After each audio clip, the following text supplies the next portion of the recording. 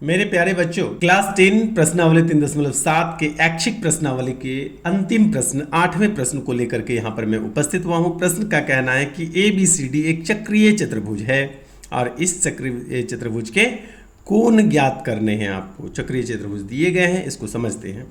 चक्रीय चतुर्भुज का मतलब होता है वृत्त के अंदर बना हुआ एक चतुर्भुज। ठीक है, इसमें क्या दिया हुआ है? 4 कोण है चतुर्भुज के, A, B, C और D। ए कोण का माप जो दिया हुआ है 4y + 20, बी कोण का माप है 3y - 5, सी कोण का माप है -4 और डी कोण का माप दिया हुआ है -7x + 5। ठीक है, चक्रीय चतुर्भुज के एक नियम है, यहाँ पर मैं लिख देता हूँ। नियम को मैं स्टार दे करके लिख रहा हूँ। इसके नियम है चक्रीय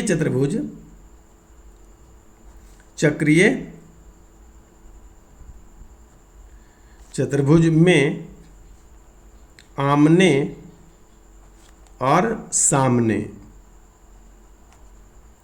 के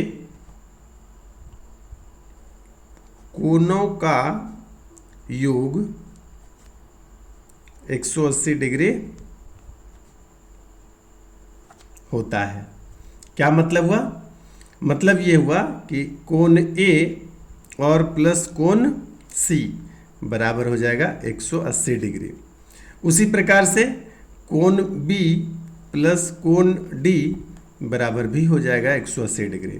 तो यहाँ तक जो हमने लिखा है आपको बताया है, तो ये नियम है चक्रीय चतुर्भुज के। सूत्र कह सकते हैं इसको, नियम बोल सकते हैं चक्रीय चतुर्भुज के।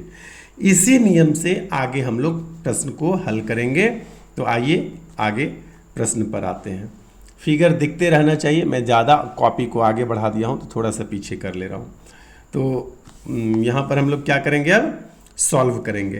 तो यदि ये दोनों कोणों का योग 180 डिग्री है तो यहाँ पर हम लिख सकते हैं अतः क्या करेंगे कि 4y + 20, ठीक है, ये कोण हुआ, और प्लस -4x। तो प्लस -4x करने से ज़्यादा अच्छा है कि डायरेक्ट लिख देता हूँ -4x = 180, क्योंकि ये हुआ एक कोण, ये हुआ दोनों कोण मिला दिए तो हो गया दोनों कोणों का योग 180 डिग्री। अब यहाँ पर क्या करें कि ये जो 20 है इसको बराबर के दूसरी ओर ले लेते हैं। तो यहाँ पर 4 यदि कॉमन लेंगे तो -4 कॉमन ले लेते हैं। तो यहाँ पर क्या हो जाएगा? x प्लस में हो जाएगा, y माइनस में हो जाएगा। ठीक है, और 20 को बराबर के उस दूसरी तरफ ले लेते हैं। तो यहाँ पर 180 प्लस में है और माइनस में 20 आ गया। ठीक है, तो 180 में 20 घट जाएगा तो कितना हो जाएगा? 160।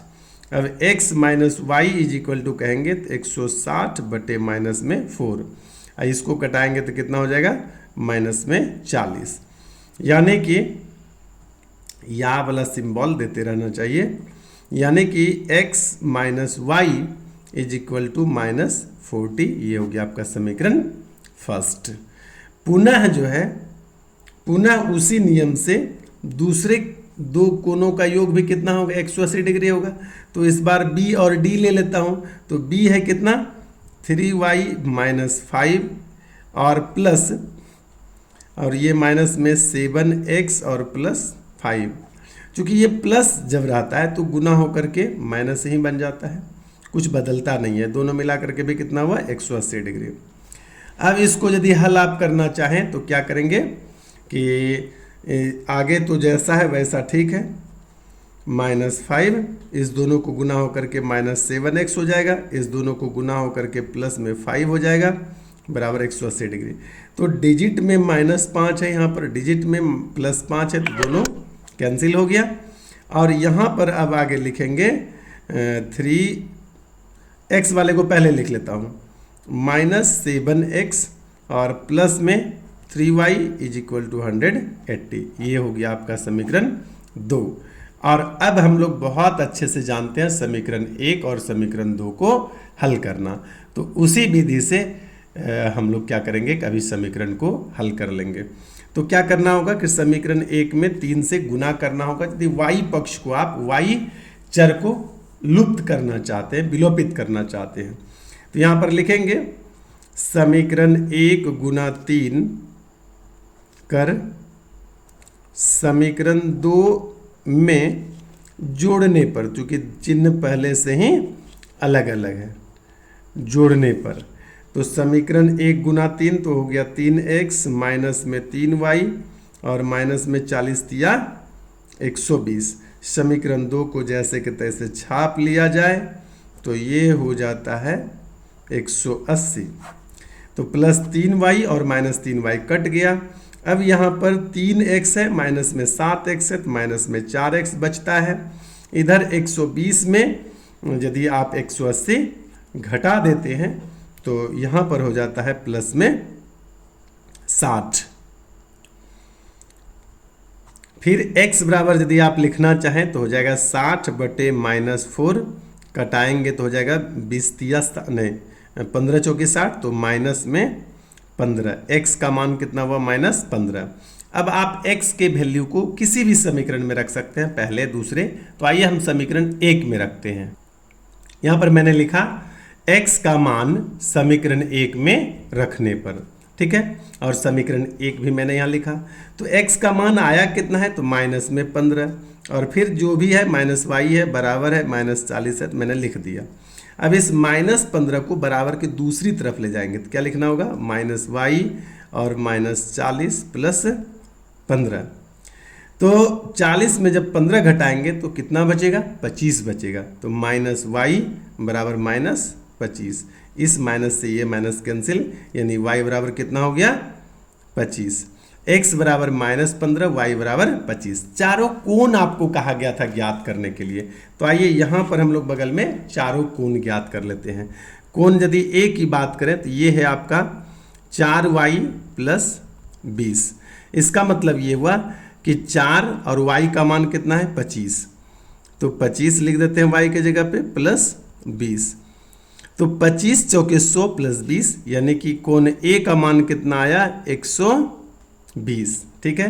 अब चलते हैं कोण B पर। कोण B है 3y - 5। ठीक है। और क्या करना है, तो 3 गुना y का मान कितना है, 25। तो 25 हो गया और माइनस में 5। 25 दिया 75, 75 में से 5 घटाएंगे तो कितना हो गया, 70। अब चलिए चलते हैं कोण C के लिए। कोण C का मान कितना है, तो -4x, और -4 गुना x का मान है -15। ठीक है। गुना के बाद तुरंत माइनस लिखते हैं, ब्रैकेट दे करके लिखते हैं।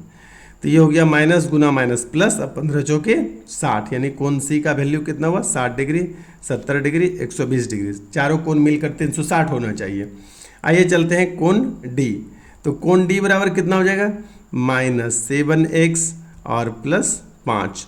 आप जानते हैं -7 तो ठीक है, और x का मान -15 आया है, 15 आया है, और प्लस में 5।